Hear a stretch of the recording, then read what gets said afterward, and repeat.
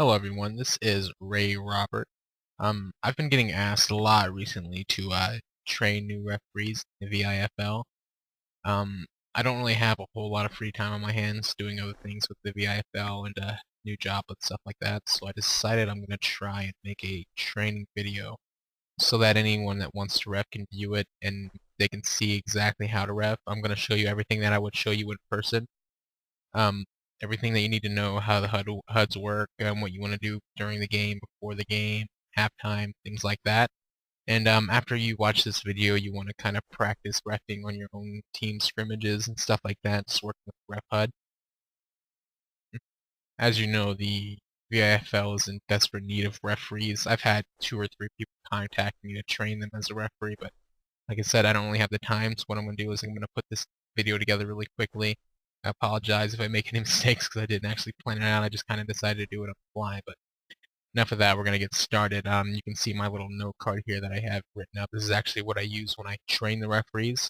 I'm going to go over this entire note card here and go over every little bit and piece, all the HUDs and stuff like that. As you can see, I got it categorized pre-game. Makes it really nice and neat for me. So let's get started. First thing we're going to go over are the HUDs. There are 3 main HUDs. You can see right here the ref HUD, penalty HUD, flag throw HUD. Hope you can see my mouse here. I have the mouse turned on in wraps right now. We're going to go over the ref HUD first. Ref HUD is this HUD up here at the top left. You see my mouse cursing over it. This is what actually controls the VIFL field. You're going to need it if you want to ref a game. It's good to know how to work it. It's not very difficult. I'll run through all these buttons for you really quickly so I can show you how to work it. So I'll start with the top here, this black box, a few things you can actually use. Right here under home, you can see, and under away, there are 2. These boxes here are used to change the score. If for whatever reason the score of the game messes up and you have to change it, these are the boxes you're going to use. If you click the zeros there, it'll bring up a little HUD here and it's asking you the score to the home team. You can type in any number you want. They scored a touchdown. It didn't count. You can take it back to 7 points. So just type in 7, and you can see it changes the score right to 7. And if you look right up here on the scoreboard, it does the exact same thing. So just double check that after you actually change the score that it actually shows up on the scoreboard too. Away side does the same thing. I don't need to go over that too much.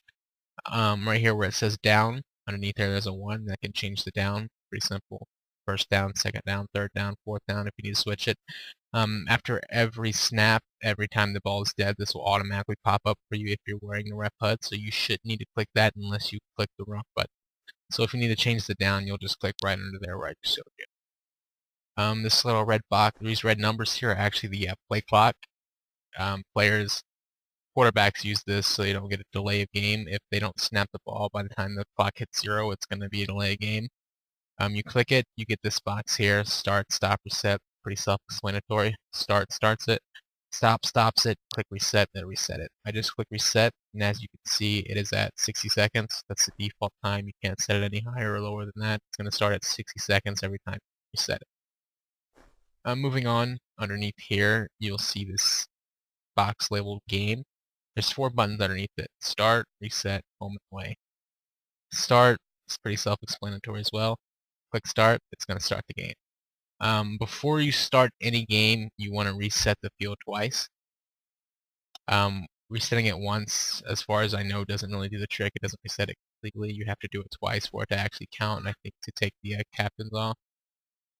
So you want to reset it twice, but reset button resets the game. These 2 buttons here, home and away, I can actually show you right here on this line here. If you pay attention, it sets the possession of the ball. If home team has the ball, you want to click home. It'll switch the first down markers to the other side. Click away, does the exact same thing. And you can see as I switch the possession around, it brings up the down markers automatically. It does that as well. Let me go ahead and kick the ball out of bounds so I can show you something else actually.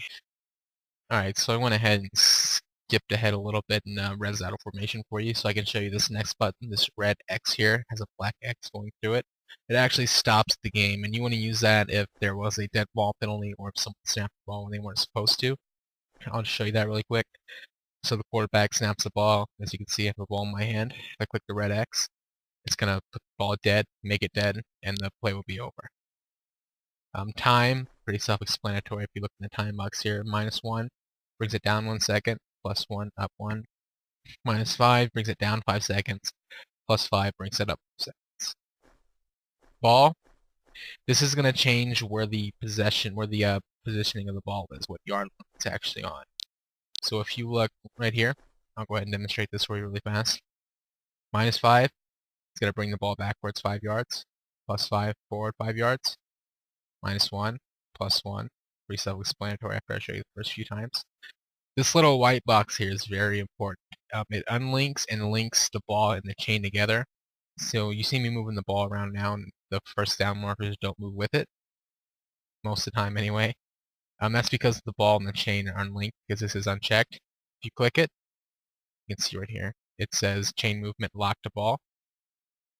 That means the chain and the ball are both going to move together now, the line of scrimmage and the first down markers.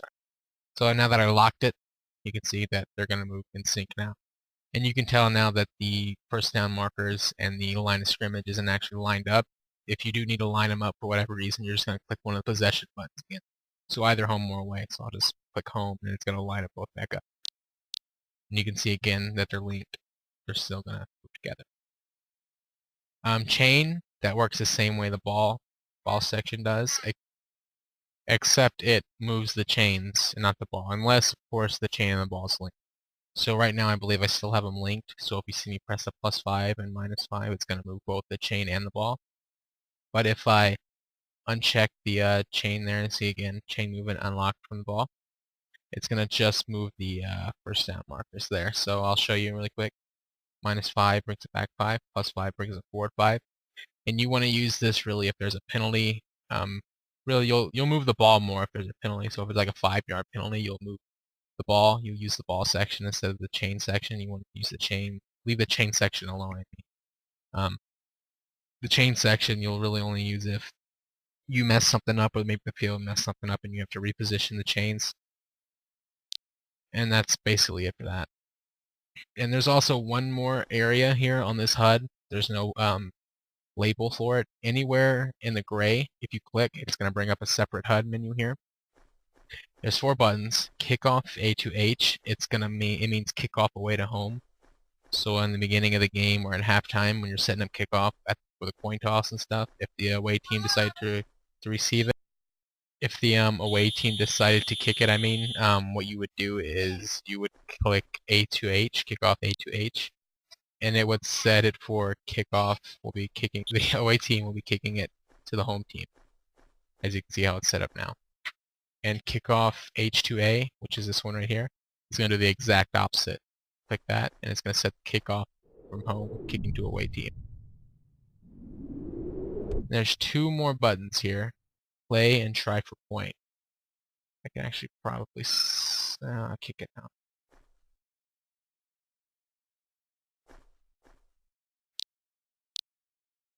Okay, so try for point. Say you're in the you got a touchdown and the field somehow messed it up.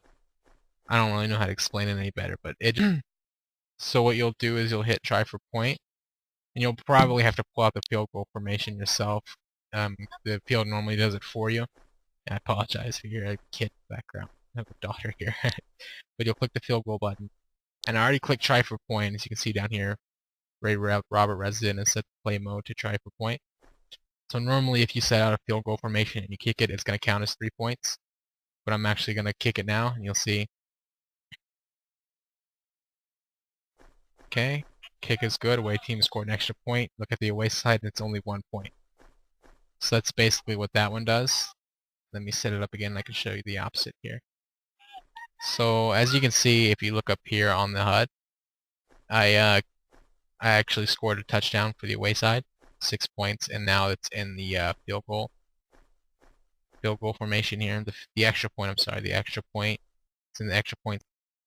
It's in the try for point mode. So say that touchdown didn't count, and you needed to take the points off and switch it back to normal mode. What you would do, click this gray area, click play, and that's going to put it back in normal mode. So now if I was to kick a field goal here, I'll set this up for you. That's actually only going to count for 3 points instead of 1. I'll show you now.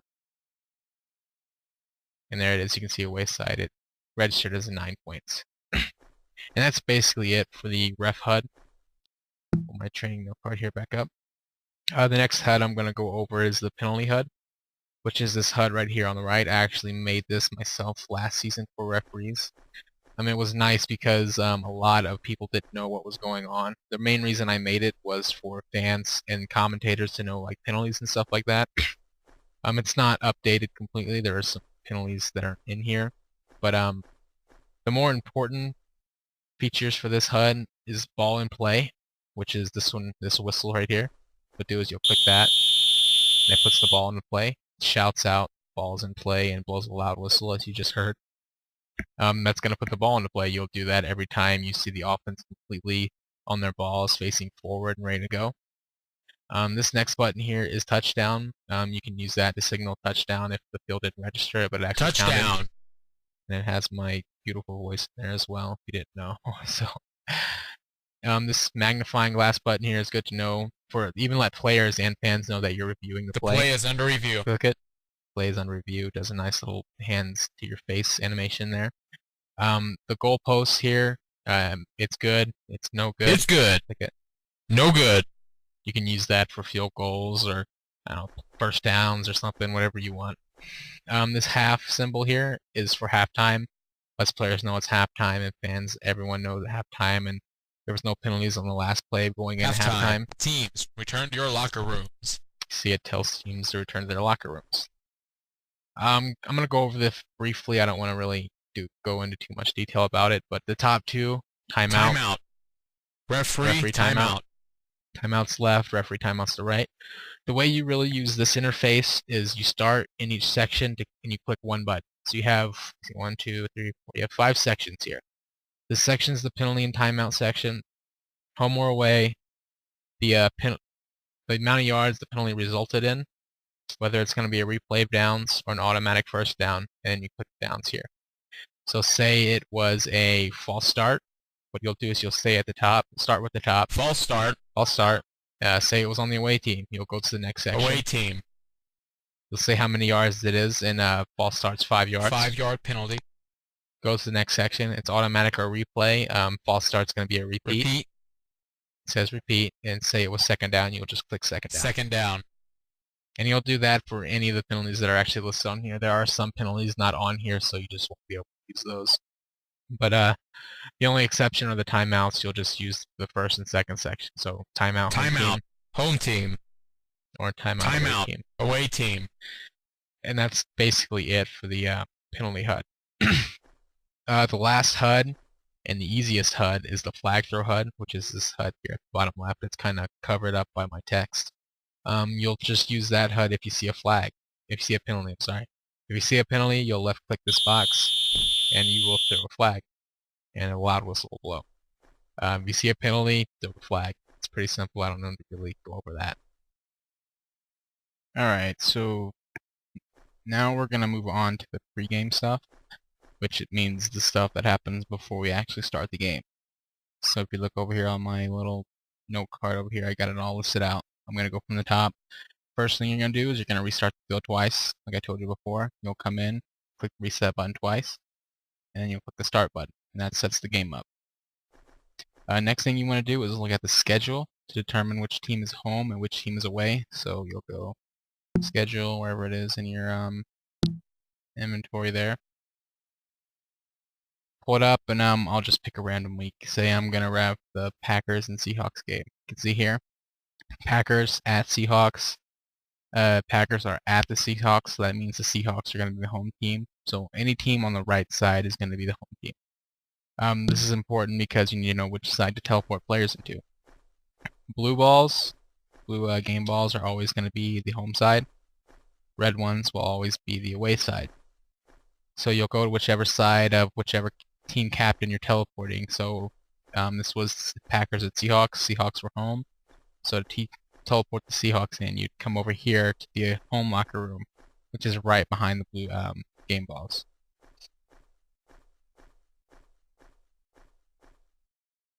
Now once you get in here, what you're going to want to do is you're going to want to send a message to the team captain. So the Seahawks, I'm not 100% sure off the top of my head who the Seahawks are, but you'd find which team captain is the Seahawks, but you'd find them, send them a teleport. Once they get here, what you're going to do is you're going to ask them to teleport all their teammates in. So I'm gonna use my little noob friend here to help give you a visual. This is Seahawks team captain. I teleported him in. What I'm gonna do is I'm gonna ask him, hey, teleport your guys in and let me know when you get them in. So what he's gonna do is he's gonna teleport his guys. Let's say Seahawks have 4 guys, sure, for this example. Once they all get in here, you're gonna ask them all to run over this script counter and then click the height meter and then line up by the door. That way you know they're done. Lining up by the door gets them away from the pack of people who have not script or height checked. So script checking, the requirement is 0 scripts. What you'll do is you'll have them run over the script counter, and you'll see down here it tells how many scripts they have on. Right, Resident has 19 scripts. 19 scripts is way over the limit. It has to be 0. Even the game ball has to be off. It needs to be 0 scripts before you actually get them onto the field. Height checking, if you look right here on the note card, height must be between 7 foot, 8 foot 3. Check myself. I am 7 foot 8 right now. That is legal, so I'd be okay. And once I'm done, I should head over here to the entrance and line up. And that's it with script checking. So after that, you want to wait till about 15 minutes prior to the game. All games start at about 6 o'clock. So you want to bring them out at about 5:45, and then that's when you want to start getting the voice checks and things like that. And we'll go to that section next. Okay, so now we're out here on the field. Like I said, about 15 minutes prior to the game, you want to bring the team captains out first. So it'll normally only be 1 or 2 people. We'll ask them to come out, and you're going to run voice checks on both the team's captains. So you'll say, let's say this new guy here is the team captain. You'll say your number, name and number 3 times. He'll do that, and what I normally do is I have a note card here. So I have a note card here that's kind of laid out like this, is normally how it is. Seahawks, their captains, who their O-line is, and how many timeouts they've used in that half. So noob 1 here just mic'd up, gave his name and number 3 times, so he's good to go. I'll write his name down right here under the captains. Noob 1. That way you know who it is, you know who the team captain is. You need to do this because teams that mic up, team players that mic up before the game are allowed on mic unless they elect another team captain during the game. If anyone else intentionally mics up, that is actually a penalty. So just keep that in mind. After you get both teams' captains mic'd up, you'll do that for both teams. You'll do the coin toss. And what you're going to do with that is you're going to res out this little coin toss thing here. It's a object. You'll get it with the referee pack that you receive. You'll ask the away team. The away team gets to choose the coin toss. So you ask them, all right, away team, heads or tails? And they'll pick, let's say they say heads. Heads is going to be the double helmet side. Football will be the tail side. So what you do is you'll click this prim here. It'll flip a coin. The coin normally disappears on my screen. Not sure why, but it is on the football side, so that is going to be tails. So the away team would have lost. That means the home team gets the choice to receive or kick the ball, and they'll tell you kick or receive. Like I showed you earlier, whatever they pick, say they decide to kick it, click this button. It's default kickoff home to away, but to show you, I'll just do it anyway. Click the gray area here, and then you'll push kickoff home to away, and that'll set it up for the game.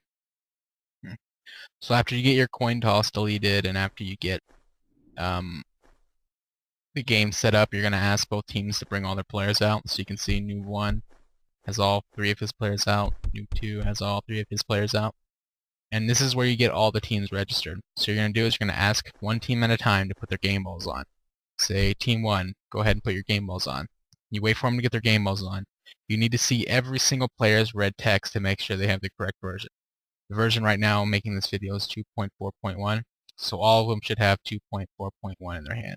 It takes a second normally for the red text to pop up, so just give it a minute. And then after they all have their game balls on, you also need to make sure they have the right tag on. They all need to have the same tag, so it would be their team tag, so Team 1 tag. You need to say that above their name. I don't have my tags on, but I can flip that on really quickly here. You can see above my name it says Titans player. So anyone on my team would have to say Titans players as well for us to be on the same team. If everything's good, you're going to ask that team to register to the appropriate side. So this team is the home team. So you'll ask the team captain to register their team to home. They'll click the scoreboard up here. You click home team. Same thing with the opposite side. You'll check them, check their tags, their ball version, and everything like that. And you'll have them register as well. Alright, well, after everyone's registered, I normally give a few last-minute reminders. I have them highlighted right here now. Play until the ref stops the play or the ball is dead. Even if you hear a flag, not every flag is a dead ball penalty, so play it out. So basically what I'm saying is if you see me click this button here, this flag, that doesn't mean you can just stop play and the ball's dead or anything like that. Not every penalty is a dead ball penalty. You need to make sure they play it out even if they see the flag. If it is a dead ball penalty and you know it was the correct call, you'll click this red X to stop it. But other than that, you're just going to let it play out and then make the call at the end there, because a lot of the penalties, the opposite team can decide if they want to accept or decline it. No blocking past 7 yards while the ball is behind the line of scrimmage.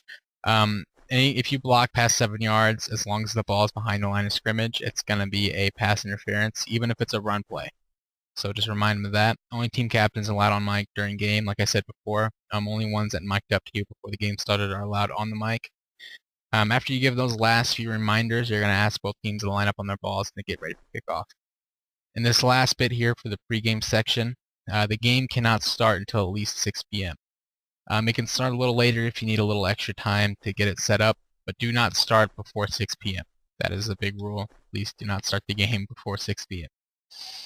Alright, so during the game, still it's pretty easy. I'm going to go over everything really quickly. I'll go over through the note card and I'll probably add in some actual game footage of me when I'm reffing so I can show you how I do it. First thing, there should be 2 refs at all times, but sometimes we don't have the luxury of 2 refs, but for the most part you should be with someone.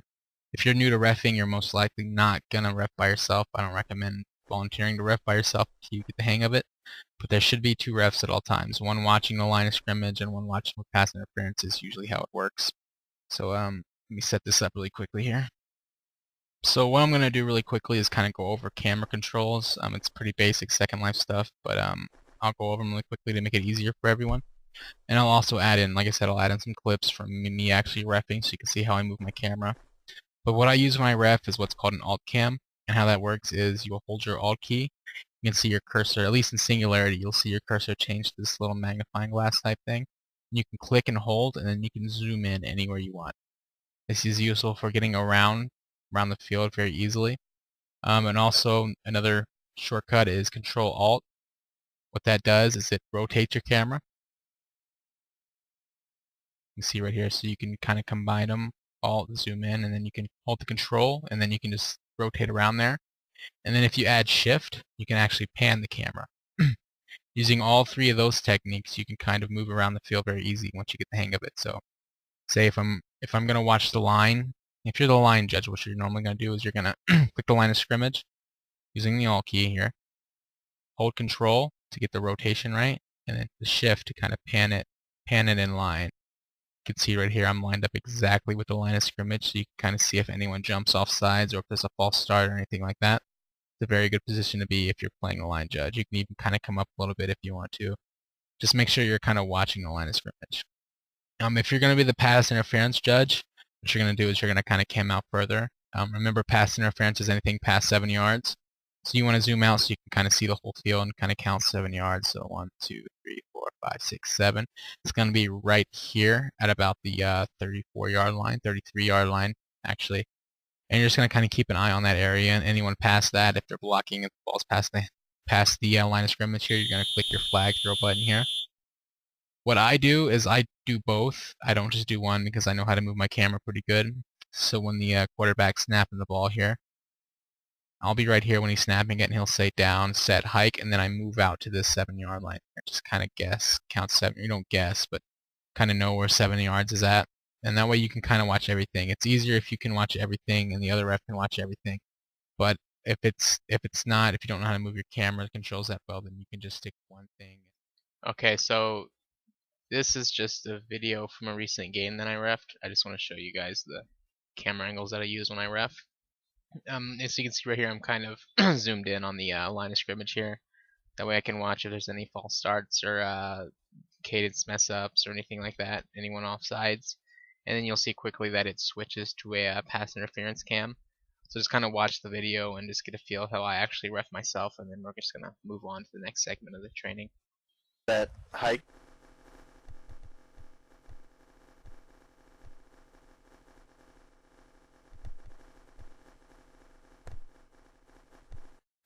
Alright, so just about done here with everything. The next thing on the list here is make sure to write down each team's starting O-line.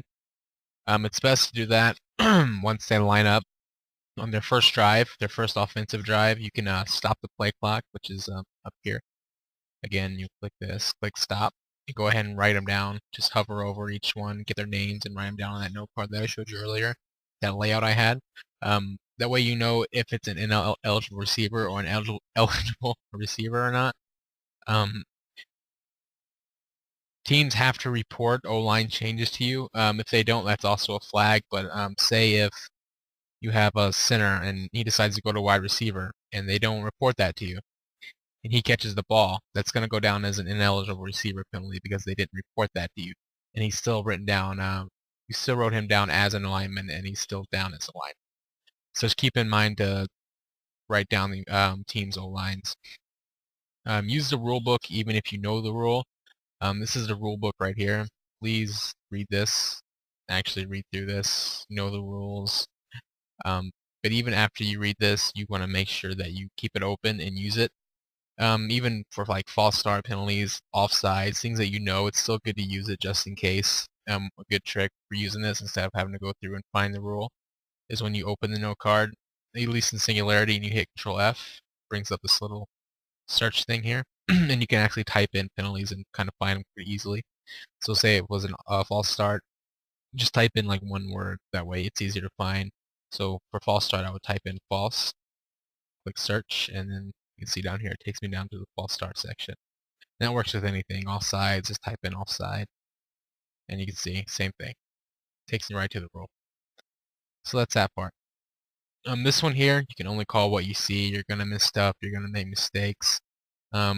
Just stick to what you see. If you saw it, call it. If you didn't see it, don't call it. You're going to get players messaging you all the time saying that they saw a pass interference or they're jumping. You can't just call flag because someone told you that that happened. You can only call it if you see it. So just make sure you call what you see, not what everyone else sees. The last thing we're going to go over is Fraps. I recommend everyone use Fraps. It's a very good program. You're going to use it for recording plays. This is what the interface looks like once you download it. I'm going to click, this is the movies tab. You just click this and it opens up this little section here. What you do is before each play, when you hear him calling the cadence, the quarterback, hit F9, and it shows right here this little capture hotkey. It should be F9 by default. And it starts recording. And then at the end of the play, you're going to hit F9. That way it stops recording. And that's going to record the play for you. So if you see a penalty, see something questionable, you're not sure where the ball went out, you can go back, you can look at this video, and it's going to show you exactly what happened. If you click this button right here, the top right, it says View. It's going to open up this window right here for you. It's the actual videos, the video section of your Fraps where all your videos are automatically uploaded to. And you can just click the last video, so you could like click right here and it'll open it up in Windows Media Player, whatever operating system media player default thing you have. And that's free. You can go to fraps.com and grab that for free. But that's Fraps. I do recommend everyone use that.